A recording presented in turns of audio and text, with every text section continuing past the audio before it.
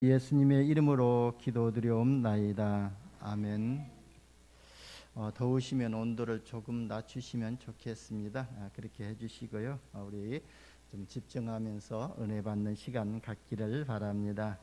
여러분 옆에 분을 인사하며 또 우리가 인사하겠습니다. 해서 예수가 그리스도십니다 하고요. 아멘. 우리가 예수 그리스도를 고백하고 그리스도가 선포되질 때에 모든 흑암 저주의 세력이 무너지게 될 줄 믿습니다. 그래서 우리가 예배 때마다 예수가 그리스도라고 고백하게 되고 예수만 그리스도라고 고백하게 됩니다. 그렇다면 여러분 삶 속에서도 진짜 여러분들이 진짜 예수만이 나의 인생의 생명이시요 예수만이 나의 인생의 능력이라고 고백할 때에 그대로 성취되는 응답을 받게 될 줄 봅니다. 왜냐하면 우리는 영적인 힘을 얻어야 되기 때문에 진짜 우리는 예배를 통해서 하나님이 주시는 힘을 얻어야 되고, 그리고 우리가 이 고백을 통해서 반석 같은 교회가 세워지고 음부의 권세가 이기지 못하는 그런 권세가 주어지기 때문에 그랬습니다. 그래서 여러분요, 우리 인간은요 영적인 존재이기 때문에, 그래서 영적인 시스템이 붕괴되어지게 되면은 성공했다가 나중에 무너지게 됩니다. 그래서 우리는요 하나님 보좌와 소통하는 영적 시스템이 있어야 될 줄 봅니다. 다윗은요 하루에 3번씩 하나님 보좌와 소통하며 또 성삼위 하나님의 역사를 이렇게 체험하고 누렸던 것을 볼 수가 있습니다. 다윗은 아침마다 이렇게 또 하나님께 기도하며 그 기도의 비밀을 누렸던 것을 볼 수가 있습니다. 시편 5편 3절에 보게 되면은 여호와여 아침에 주께 나의 소리를 들으리니 아침에 내가 주께 기도하고 바라나이다 그랬습니다. 그러니까요 아침에 우리들이 하는 이 기도 소리를 하나님이 들으신다는 겁니다. 그래서 내가 주께 기도하고 응답을 바라본다, 그래서 응답을 기다린다, 그렇게 고백을 한 것입니다. 여러분, 우리가 하루 시작을 어떻게 하느냐에 따라서 응답이 달라지게 되고 하루에 또 일과가 달라지게 될 줄 봅니다. 여러분이 아침에 기도하는 시간이 된다면요 아마 하루 종일 성령의 인도를 받게 되고 행복하게 될 것입니다. 우리가 하루 종일 하나님이 주시는 영적인 힘을 가지고 있으면은요 세상을 정복하게 될 것이고, 그리고요 또 하루 시작을 아침에 정복하게 될 것뿐만 아니라 하루가 매일고 또 행복하게 될 것입니다. 그래서 하루의 시작은요 아침이 아주 중요하거든요. 그래서 여러분이 기억하시고 기도로 하루를 시작하시기를 예수님의 이름으로 축원합니다. 그리고 다윗은요 밤에도 기도했던 것을 볼 수가 있습니다. 시편 17편 3절에 보게 되면은 주께서 내 마음을 시험하시고 밤에 내게 오시어서 나를 감찰하셨으나 흠을 찾지 못하셨사오니 내가 결심하고 입으로 범죄하지 아니하리라고 이렇게 고백했습니다. 그래서 바로 바울이 또 다윗이 바로 이 밤에요 잠자기 전에 하나님 앞에 섰던 것을 볼 수가 있습니다. 그래서 내가 오늘 하루 동안 하루의 일과를 생활을 반성하면서 생각하면서 하나님 앞에 섰는데 주님이 다윗 앞에 와가지고 다윗의 마음을 시험하시고 밤에 내게 오셨다고 그랬거든요. 그래서 나를 감찰했으나 나의 흠을 찾지 못하였사오니 내가 결심하고 입으로 범죄하지 아니하리라 이렇게 고백을 했거든요.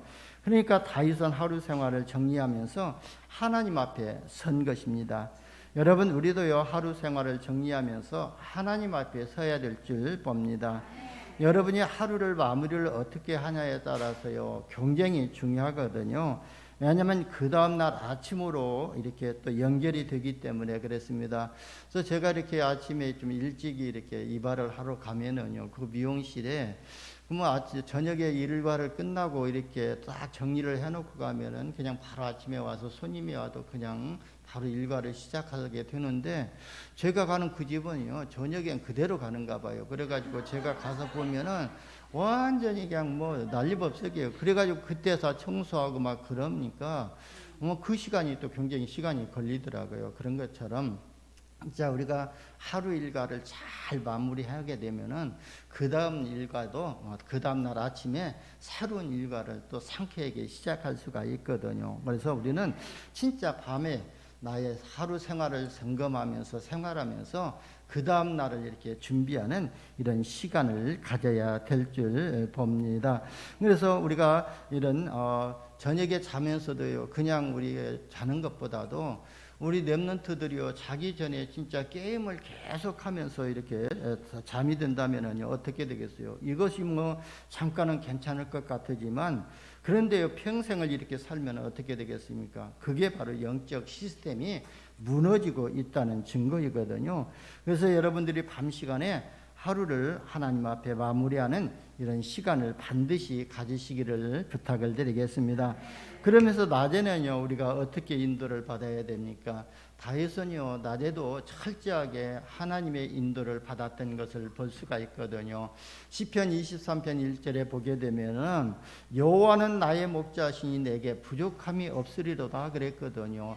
우주 만물을 창조하시고 인간의 생사화복을 주관하신 그 여호와 하나님께서 나의 목자가 되셨다는 거예요. 그러면 양들은요, 목자만 있으면요, 염려할 것 없고 근심할 것이 없거든요.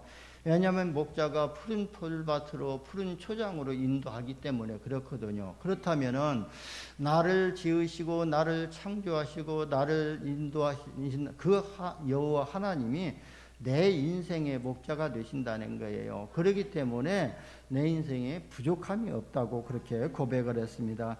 여러분, 하루 종일 우리가 목자 되신 주님의 인도를 받는다면요, 반드시 승리하게 되거든요.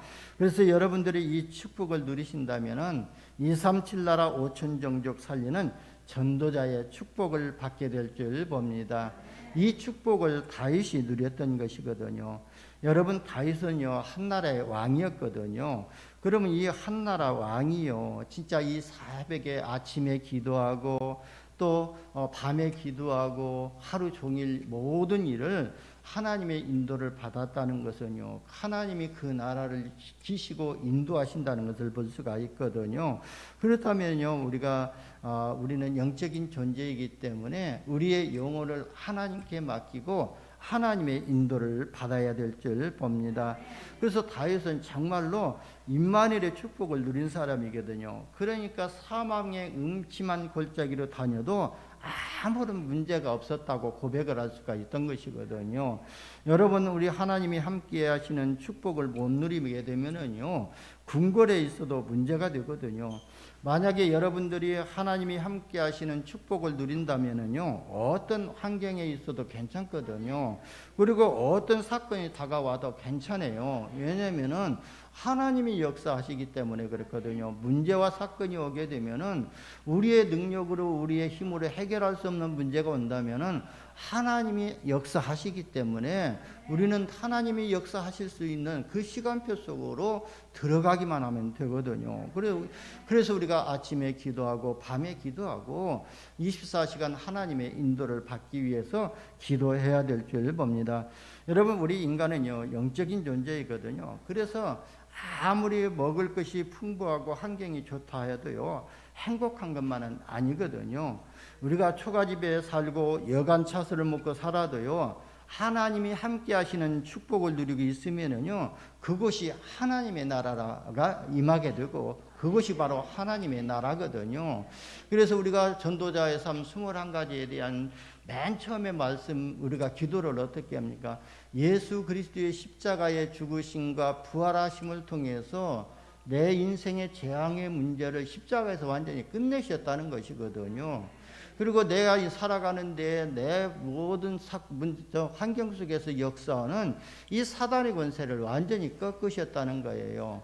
그리고 우리 미래까지도, 우리가 가야 할 이 지옥 배경의 문제까지도 이미 예수님이 십자가에서 다 끝내셨다는 것이거든요. 그래서 우리는 세상에서 잘못된 각인된 것들을 버려버리라고 말씀하고 있거든요. 그러면서 하나님이 이미 우리에게 주신 신분이 있거든요. 이것도 축복이거든요.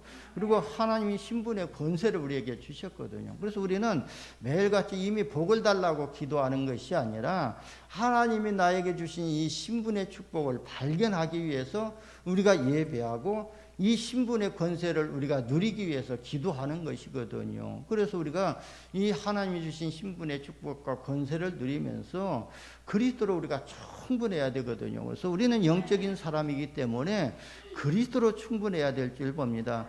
세상 것은요, 아무리 많이 있어도요, 예를 들어서요, 이런 말이 있지 않아요. 99섬 가진 사람이 한 섬 가진 그걸 뺏어가지고 100섬 채우려고 한다고 하는 것처럼 진짜 인생은요, 욕망이란 게 칸이 없거든요. 욕심이란 게. 그런 것처럼 우리가 세상적인 것으로는 우리의 욕망을 채울 수가 없거든요. 그래서 우리는 하나님의 자녀이기 때문에 하나님이 나와 함께 하시는 임마누엘을 누리게 되면은 모든 것에서 우리가 충분하게 되고 행복하게 되고 그리고 모든 것이 되어지는 이런 응답을 받게 될 줄 봅니다. 그래서 여러분, 우리는 영적인 존재이기 때문에 영이신 하나님이 우리와 함께 하신 것 때문에 행복하시기를 예수님의 이름으로 축원합니다. 오늘 본문을 통해서요, 여러분들이 세 가지를 붙잡기를 바랍니다. 그래서 반드시 우리 인생의 전환점, 인생의 터닝 포인트를 맞이해야 될 줄 봅니다. 다시 말하면은요, 사람으로 태어나면은요, 한 번은 거듭남을 체험해야 되거든요. 오늘 본문에 바울이 회심하는 장면이 나오지 않아요. 그래서 이 바울이 회심하기 전에는, 이 터닝 포인트를 가지기 전에는, 거듭남을 체험하기 전에는요, 다윗에게 있는 영적 문제를 통해 가지고 많은 사람들을 위협하고 많은 생명을 죽이는 데에 가편에 섰던 사람이 되었거든요. 그런데 오늘 본문에 보니까 바로 이 바울이 주님을 만나서 터닝하는, 이렇게 또 회심하는 장면이 나오지 않습니까? 그래서 바울이요, 무덤에 계신 그리스도를 만난 것이 아니거든요. 진짜 부활하신 그리스도와 만남이 이루어진 것인 건데요, 서로 대화를 했다고 그랬거든요. 이 말은 무슨 말이냐면은 서로 대화를 하면서 만났다는 것은, 그러니까 아주 서로 인격적으로 만남이 이루어진 것이에요. 바울과 주님이 인격적으로 이렇게 대화하면서 만남이 이루어진 것이거든요. 여러분, 그리스도는요, 지금도 살아계시거든요. 그러니까 바울이요, 살아계신 그리스도를 인격적으로 만나면서 완전히 거듭남을 체험하게 됐던 거예요. 그래서 우리 신앙생활은요, 항상 현재적이어야 되거든요. 지금도 적이어야 돼야 승리할 수가 있거든요. 왜냐하면 그리스도가 지금 계시니까요. 그래서 그 살아계신 주님이 지금 이 예배하는 자리에 우리와 함께 하고 계십니다.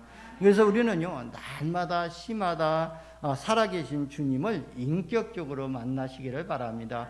우리가 예배 때만 주님을 만나는 것이 아니라 진짜 내가 가정생활에서도, 또 내가 운전을 하면서도 주님이 나와 함께 하시고 계신다는 이 확신한 믿음을 회복하시기를 바랍니다. 그게 바로 내가 시마다 때마다 분마다 주님을 만나는 시간이고 주님이 나와 함께 하시는 시간이거든요. 그래서 우리가 이런 확신을 가지시기를 바랍니다. 그러면요, 우리가 거듭남의 축복을 받게 되고, 우리가 이런 인생의 전환점이 반드시 있어야만이 237 복음화의 주역으로 쓰임받게 될 줄 봅니다. 왜냐하면 우리 인간은요, 우리 스스로 해결할 수 없는 12가지 문제를 가지고 있지 않습니까? 우리가 말로 12가지 문제지만 이 12가지 문제를 통해서 일어나는 수천 가지 문제들이 있게 되거든요. 이런 12가지 문제를 통해서 오는 문제들은 우리 인간의 의지로, 인간의 노력으로, 인간의 힘으로 해결할 수 없는 문제들이거든요. 그게 뭐냐면 바로 사단이 가져다 주는 문제이거든요. 그러면 지금 정치인들과 지식인들과 또 일들이 알지 못하는 이 사탄의 손에서 빠져나오지 못하고 있거든요. 그렇기 때문에 정치인들이나 지식인들이 지금 주장하는 게 뭐예요? 인권주의를 주장하고 있고 윤리도덕 주장하고 있는 것 아닙니까? 그런 것처럼 이 사단의 역사, 영적 비밀을 모르면은 그 속에서 빠져나오지 못하고 또 못하고 그 문제 속에 빠져 있을 수밖에 없거든요.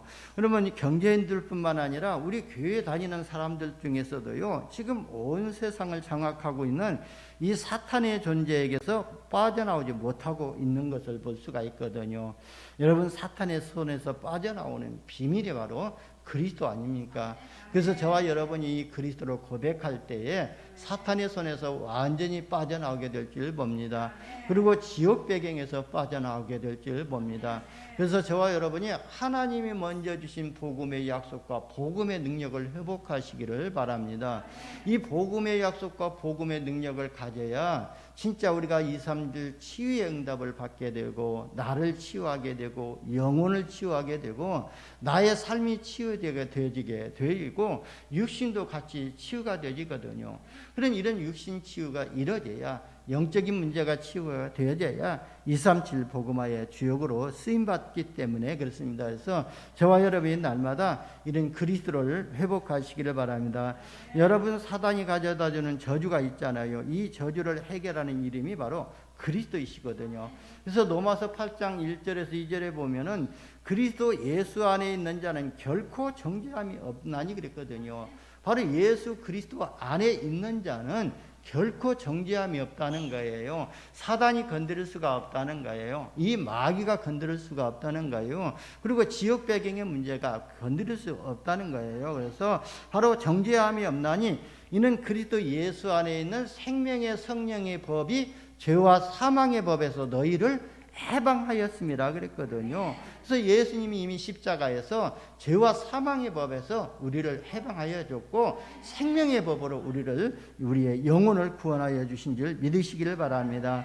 여러분, 그리스도 밖에 있는 사람들은요, 자기도 알지 못하는 죽음, 알지 못하면서요, 어떻게 돼요? 죽으면 어디로 가게 되죠?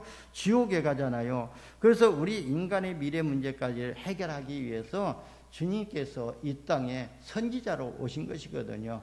요한복음 14장 6절에 보면은 내가 곧 길이요 진리요 생명이니 나로 말미암지 않고는 아버지께로 올 자가 없느니라 그랬거든요. 이 예수님만이 진리고, 예수님만이 하나님 만나는 길이고, 예수님만이 우리의 영원한 생명이라는 거예요. 그래서 우리가 지옥에 갈 인생을 바로 우리에게 생명을 주시고 하나님 만나는 길이 되셨다는 거예요. 여러분, 전 세계 군사력을 가지고도요, 해결할 수 없는 우리의 영적 문제가 있지 않아요. 이 문제를 바로 예수님이 십자가에서 완전히 해결하셨거든요. 그래서 지금 전 세계 대통령들이 이렇게 정상회담을 하고 있고 또 회의를 하지만, 전 세계 대통령들이 다 모여서 회의를 해도 해결할 수 없는 문제가 바로 영적인 문제를 해결하신 분이 예수님이시거든요.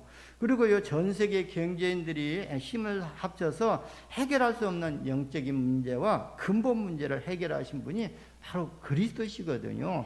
그래서 저와 여러분이요, 진짜 영적 문제, 어떤 경제 문제 해결하기 위해서, 육신 문제 해결하기 위해서 믿는 것이 아니라 나의 영적 문제와 근본 문제를 해결하신 이 그리스도가 믿어지는 이런 은혜를 받으시기를 바랍니다. 그 그리스도는 지금도 살아계셔서, 부활하셔서 지금 살아계셔서 우리와 함께하고 계시거든요.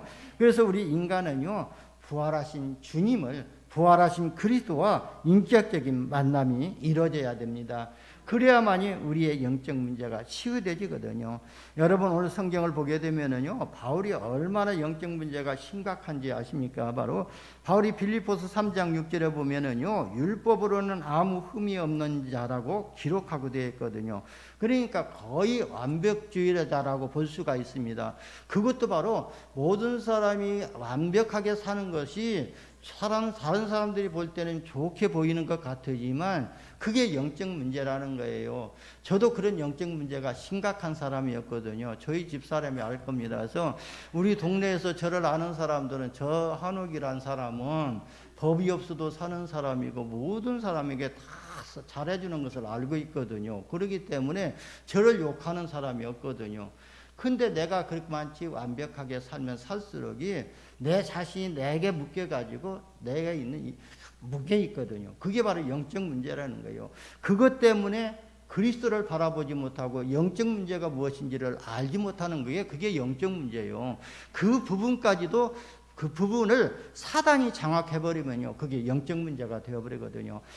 아무리 좋은 것이라도 사단이 잡아버리면 그게 영적 문제로 변질되게 되고, 그러다면은요 집착이 되질 수밖에 없고 분열이 올 수밖에 없거든요. 그래서 바로 이런 사도 바울이 그런 완벽주의자였지만 결국은요 그 문제로 인해 가지고 또 그런 영적 문제에 있었던 것을 볼 수가 있습니다.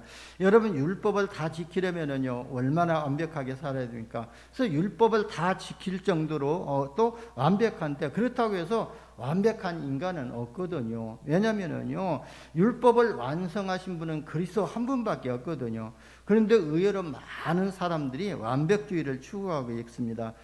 그게 바로 굉장한 영적 문제인지를 모르고 있는 것이거든요. 저도요 굉장히 영적 문제가, 나에게는 영적 문제가 없는 줄 알았어요. 그런데 진짜 오히려 영적 문제를 빨리 발견하면 발견할수록 그게 진짜 목회 사역에 또 우리가 이 복음 사역에 쓰임을 받게 되더라고요. 근데 뭐 발견하지 못하면은요 날마다 고생할 수밖에 없고 자기 스스로 묶일 수밖에 없고 자기 스스로 시험될 수밖에 없더라고요. 그런 것처럼 저도요 이 복음 만나기 전에는요 굉장히 영적 문제가 심각했고, 만나고 나서도요 강단에서요 사탄 이야기하게 되면 괜히 분이 올라오고 뭔 사탄 이야기하냐고 그렇게 말을 하고 했던 사람이거든요.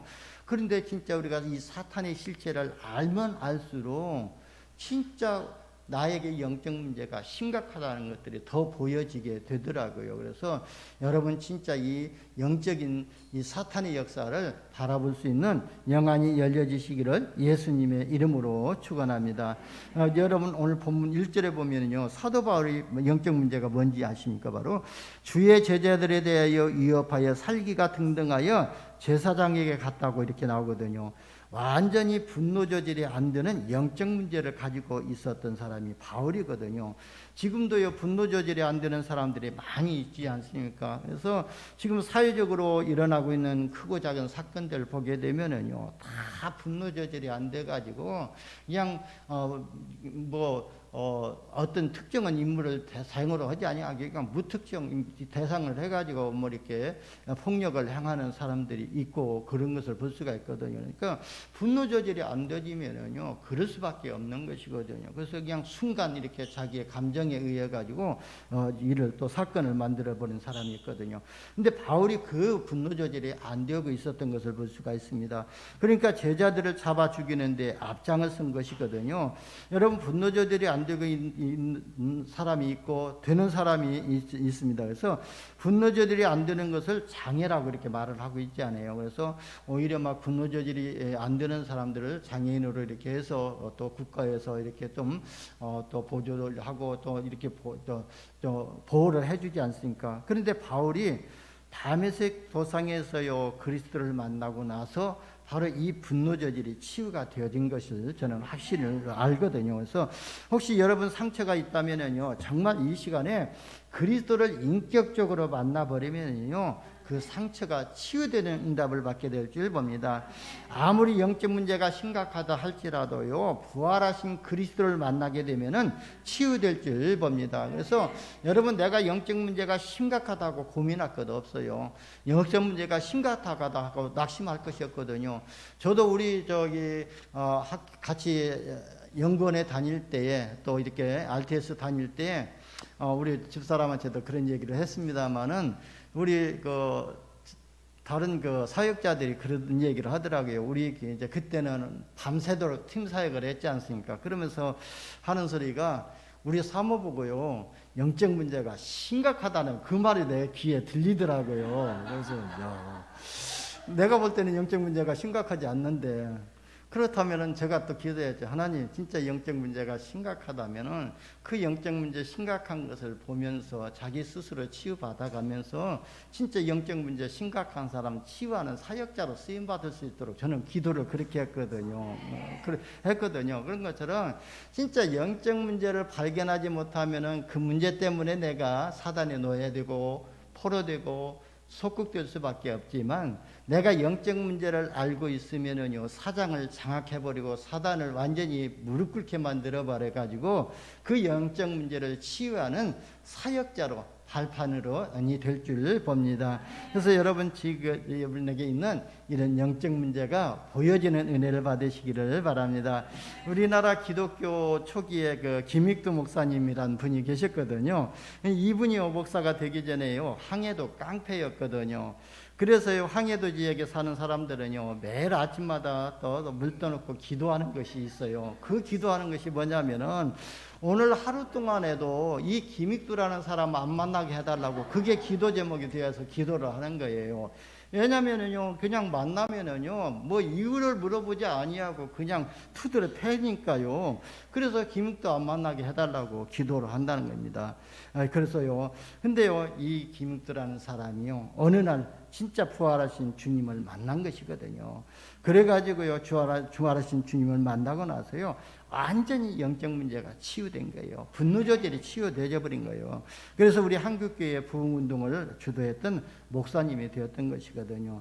여러분들도 그 축복 속에 이미 와 있는 줄 믿으시기를 바랍니다. 그렇기 때문에 내가 지금 분노 조절이 안 되어지고 다른 사람에게 피해를 끼친다 할지라도 스스로 낙심하고 좌절할 것이 없어요. 이게 오히려 축복의 발판이 돼가지고 내가 진짜 237 나라 치유 서밋으로 쓰임받을 이 하나님이 주신 가시다고 생각하게 되면은요, 그게 바로 은혜를 받는 시작이 되게 될 줄 봅니다. 바울이요, 영적 문제가 치유되니까요, 결국은 바울이 완전히 영적 서밋의 자리를 서게 된 것이거든요. 그래서 그리스도를 증언하는 증인이 되었습니다. 여러분, 우리도요, 치유와 복음 서밋의 응답을 받아야 될 줄 봅니다. 그래서 우리가 영적 문제가 치유가 안 되면은요, 서밋이 될 수가 없거든요. 왜냐하면은 치유가 안 됐기 때문에 서밋이 될 수가 없기 때문에, 그래서 우리가 237 치유와 복음 서밋의 미션의 응답을 우리가 먼저 받아야 될 줄 봅니다. 그래서 여러분이 진짜 이 복음으로 치유되지는 이런 응답을 받으시기를 바랍니다. 여러분, 영적 문제가 치유가 안 되면은요, 서밋으로 세워지지 않기 때문에, 그래서 내가 영적 문제를 치유받기 위해서 진짜 나만이 어떤 영적 시스템을 회복하시기를 바랍니다. 사도 바울이 영적 문제가 치유가 되니까요, 어떻게 됐습니까? 사도행전 9장 22절에 보면은 사울이 힘을 더워도 예수는 그리스도라고 증언하여 유대인을 당혹해 하니라 그랬거든요. 한때는요, 예수 믿는 사람들을 잡아 가두고 잡아 죽이려고 했던 사람이 이제 사울이요, 유대인들 앞에서 제사장들 앞에서 예수는 그리스도라고 증언하니까 유대인들이나 그 제사장들이 당혹하게 했다고 그랬거든요.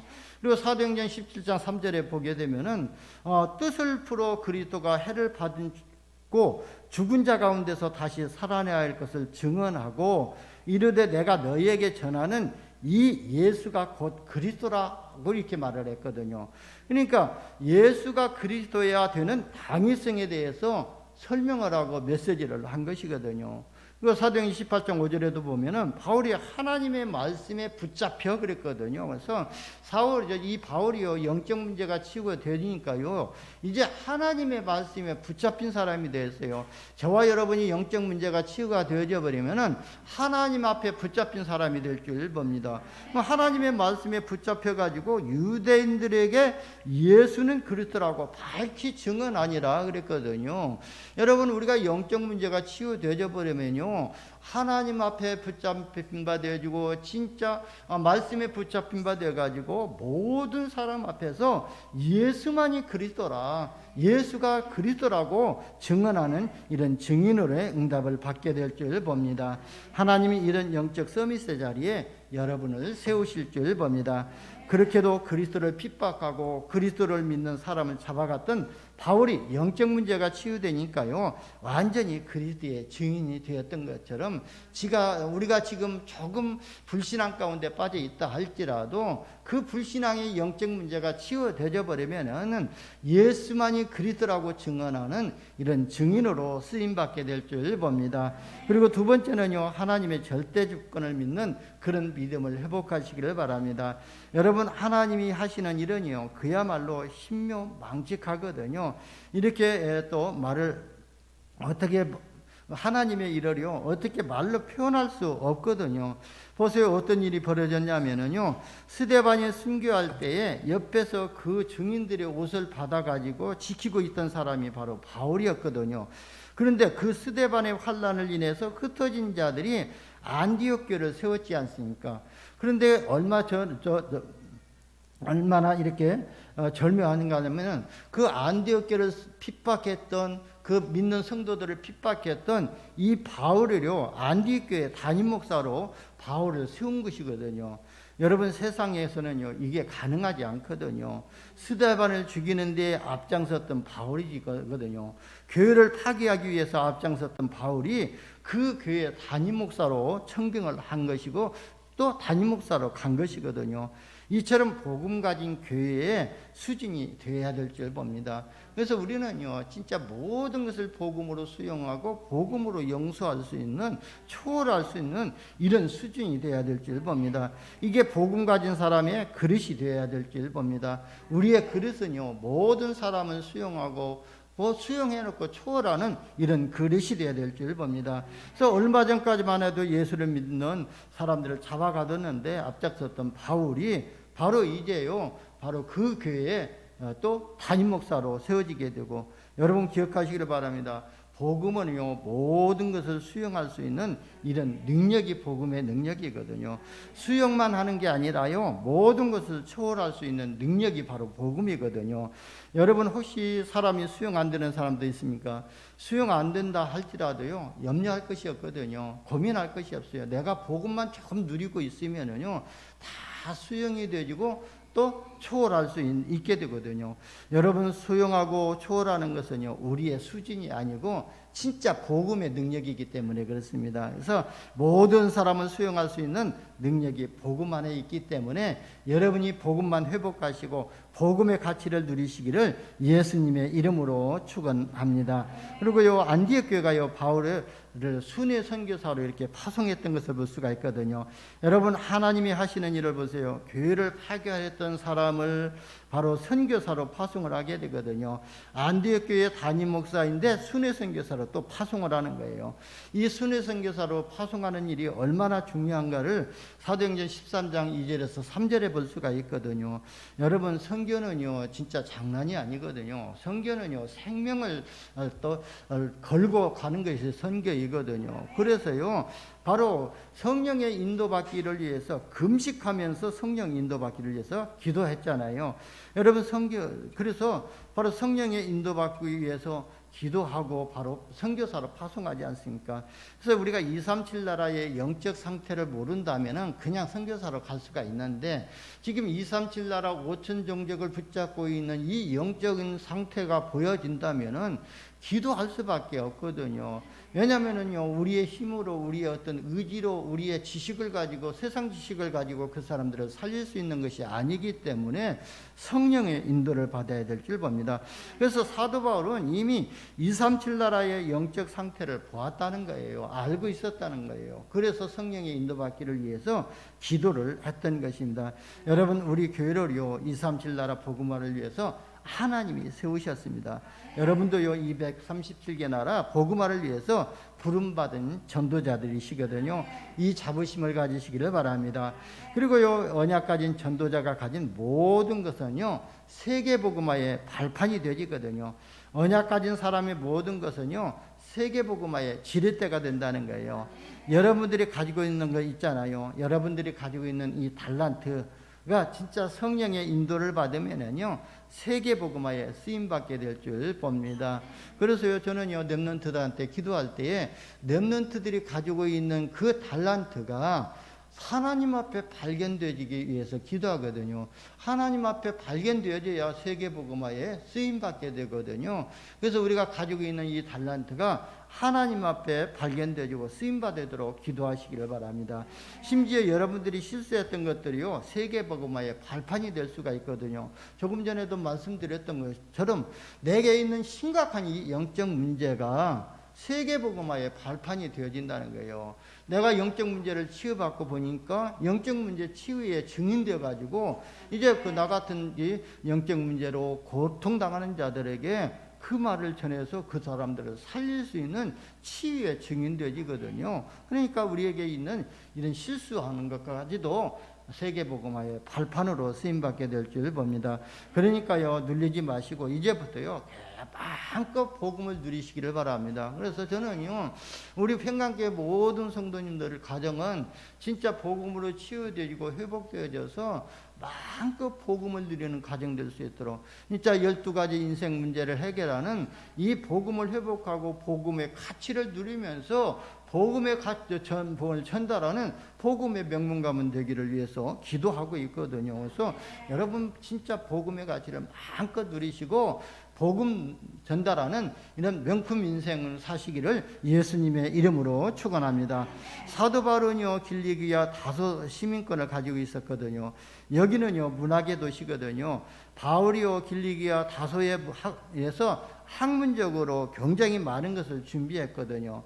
그러니까요, 그 길리기아 다소에서요, 또 최고의 스승을 만났지 않습니까? 가말리알이라는 스승을 만나게 됐고, 그래서요, 그곳에서 최고의 학문을 준비하게 되었던 것입니다. 여러분, 우리 렘넌트들이 학업해야 할 이유가 여기에 있거든요. 바울이 박은 학문을 바탕으로 발판이 되어가지고 14권의 서신서를 기록한 발판이 됐거든요. 그럼 우리 렘넌트들이 지금 학업하고 있는 것들이 전부 세계복음화의 발판으로 쓰임받게 될 것이거든요. 그래서 산업선교에서는 계속 237 나라에 대해서 지금 237에 대해서 말씀을 하고 있거든요. 그렇다면은 우리가 가지고 있는 우리가 가지고 있는 이 산업이 237 나라와 연결이 되어질 때에 하나님이 발견되어지고 하나님 앞에 붙잡힌 바 되어져서 그 산업을 하나님이 축복하시고 237 나라 살릴 경제를 회복시켜 주신다는 것이거든요. 그래서 내가 하고 있는 모든 것들이 진짜 237 나라와 연결이 돼야 될 줄 봅니다. 그리고 내가 하고 있는 이 사역이 237 나라 치유하고 같이 연결이 되어질 때에 우리가 전도자로 쓰임받게 되고 전도자의 증인 되어질 수가 있거든요. 근데 바울이 가지고 있었던 모든 학문적인 조건들이 진짜 237 나라와 연결되었기 때문에 14권의 서신서를 기록했던 것처럼 우리 렘넌트들이 지금 하고 있는 이 학업이 237 나라와 치유 서밋에 관계된다면은 하나님 앞에 쓰임받을 수밖에 없거든요. 하나님이 축복하실 수밖에 없거든요. 그래서 우리 렘넌트들이요, 같은 공부를 하더라도 하나님, 내가 하고 있는 이 공부가 237 나라 살리는 학문이 되어지게 하고, 내가 지금 예배 드리고 있는 이 예배가 237 나라를 치유하는 예배가 되어질 수 있도록 우리가 그 기도를 그렇게 하면 될 줄 봅니다. 그래서 우리가 기도는 바르게 해야 되잖아요. 그래야 하나님이 우리의 기도를 들으시고 우리를 하나님이 그 기도대로 이끌어 가실 줄 봅니다. 그래서 우리 렘넌트들이 진짜 이 학업의 이유를 바르게 알고 학업하도록 도와주시기를 바랍니다. 바울은요, 로마의 시민권을 가지고 있었거든요. 그러니까 바울이 로마 시민권자이기 때문에 벌써 세계를 볼 수 있는 영안이 열려져 있었던 것이거든요. 여러분, 그때 또 로마 시민권이라면은요, 지금 미국 시민권보다 더 나은 시민권이 있거든요. 이 시민권이라 볼 수가 있거든요. 그러니까 이게 발판이 되어가지고 완전히 세계를 살리는 시스템을 갖추게 됐던 거예요. 그게 무슨 시스템이냐면 고린도전서 16장에 보면은요, 마게도냐 살릴 제자 시스템을 또 만들었지 않습니까? 그런 것처럼 진짜 우리가 가지고 있는 이 모든 기능이 237 나라 살리는 제자 시스템으로 세워지는 그런 축복으로 연결되시기를 바랍니다. 골로새서 4장에 보면은요, 아시아의 복음을 위해서 제자 시스템을 만들었거든요. 그래서 골로새서 4장에도 보면은 눈바야 그 집에 있는 그 집이라고 그랬거든요. 그리고요, 로마서 16장에 보니까 로마 복음화를 할 제사의 시스템을 이렇게 만들었던 것입니다. 그러니까 로마 시민권 발판이 되어가지고 벌써 어렸을 때부터 세계관이 열려졌던 것을 볼 수가 있거든요. 그렇다면 우리 렘넌트들이 진짜 복음 서밋의 비밀을 누리고 있으면요, 237 나라 5천 종족 가운데 역사하는 이런 사단의 역사를 볼 수 있는 영안이 열려지게 되고 그 현장을 마음에 담을 수밖에 없는 그런 응답을 받게 될 줄 봅니다. 바울이 로마 시민권자였기 때문에 가이사 황제 앞에까지 가게 되어 있거든요. 유대 시민권을 가지고는요, 가이사 황제 앞에 갈 수가 없거든요. 그래서 이 바울이 로마 시민권을 가지고 가이사 황제 앞에 가서 무엇 했습니까? 바로 복음을 전했지 않습니까? 예수님은요, 처음부터 바울을 나의 택한 그릇이라고 그랬거든요. 바로 로마 복음화를 위해서, 전 세계 복음화를 위해서 내가 너를 택했다고 말씀하셨거든요. 그 말씀이 성취되는 현장이 바로 황제 앞에 섰던 그 현장이거든요. 여러분, 지금부터 기도하시길 바랍니다. 우리 렘넌트들이요, 진짜 왕을 상대하고 왕이 될 그런 렘넌트들이 되도록 기도하시기를 바랍니다. 왕이 안 된다 할지라도 왕을 상대할 수 있는 렘넌트가 될 수가 있거든요. 예를 들어서 우리 지금 녹취하고 있는 우리 연우자매가 중국어를 잘하지 않아요. 그러면 중국어를 잘하게 되면은 언어 통역자가 돼가지고 바로 대통령이 갈 때 따라가 가지고 대통령이 한 말을 통역해 하면은 왕 앞에 서게 되는 것 아닙니까? 그래서 왕이 못 된다 할지라도 진짜 왕을 상대할 수 있는 그런 렘넌트가 될 수 있도록 기도를 하시기를 바랍니다. 그럴 때 우리 렘넌트들이 왕으로 세워지고 왕을 상대하는 복음 서밋으로 세워지게 될 줄 봅니다. 바울이 가장 중요하게 여겼던 바로 현장이 어디입니까? 바로 회당이었거든요. 그러니까 회당을 렘넌트 운동하는 RTC로 삼아가지고 렘넌트 운동을 시작했던 거거든요. 그게 사도행전에 나오는데 벌써 미래를 보고 RTC를 통해 회당 운동을 시작했다는 거예요. 그러니까 바울은요, 로마 복음화를 보지 못하고 죽었거든요. 그래서 바울이 AD 67년에 순교당했지 않습니까? 그러면 바울이 로마 복음화를 보지 못하고 죽었는데 어떻게 로마 복음화가 됐냐면은 바울이 키운 이 제자들을 통해 가지고 로마 복음화가 이루어졌던 것이거든요. 그렇다면은 우리 렘넌트들이 한 시대고 한 미래라고 봤을 때에 우리가 미래를 알고 우리 렘넌트를 안다면은 렘넌트가 그만큼 중요하다는 것을 알 수가 있거든요. 그래서 우리는 렘넌트의 발판이 되고 이 렘넌트를 위해서 우리 인생을 투자해야 될 줄 봅니다. 그게 뭡니까? 우리가 렘넌트를 위해서 복음 서밋이 되어지고, 렘넌트를 위해서 예배의 모델이 되어지고, 렘넌트를 위해서 기도의 모델이 되어지고, 렘넌트를 위해서 우리가 RTC를 발판으로 만드는 것, 시스템을 만드는 것이거든요. 그게 바로 미래를 살리는 것이거든요. 여러분, 하나님께서요, 바울처럼 여러분을 쓰시려고 삼중직의 대사로 부르신 것을 믿으시기를 바랍니다. 그리고 우리 교회를요, 237 나라 복음화를 위해서 세우셨다는 것을 우리는 믿고 우리가 237 나라 살릴 우리 후대들을 준비해야 될 줄 봅니다. 결론입니다. 저와 여러분이요, 진짜 복음은 반드시 세계화 되어질 수밖에 없거든요. 그래서 왜 모든 민족이 복음을 들어야 되고 모든 민족이 구원을 받아야 되기 때문에 저와 여러분이 이 복음 서밋에 응답을 먼저 받으시기를 예수님의 이름으로 축원합니다. 기도합니다. 하나님 감사합니다. 오늘 우리에게 주의 성령으로 함께 하시고 인도하여 주시어서 말씀 받게 하시니 감사합니다. 언약을 붙잡게 하여 주시고 언약 가진 우리 모든 성도들을 통해서 237 나라 5천 종족 살리는 전도자의 증인 되게 하여 주옵소서. 우리 구주 예수님의 이름으로 기도드리옵나이다. 아멘.